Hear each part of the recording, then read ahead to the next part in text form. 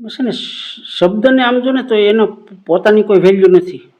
શબ્દ તો શું છે, મૃત કહેવાય, પણ એ શબ્દની અંદરથી જે ભાવ પ્રગટ થાય એની વેલ્યુ છે, અનુભૂતિ જેને કહેવાય.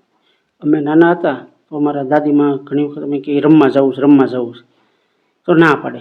એનું કારણ હતું કે બોઠણ તોડીને આવે, લુગડા ફાડીને આવે, એટલે ના પાડે. પણ તો વાહે પડી જાય, રમવા જાવ, તો કે જા મર, એમ કે જા મર. પણ એનો ભાવ મરવાનો નથી. અને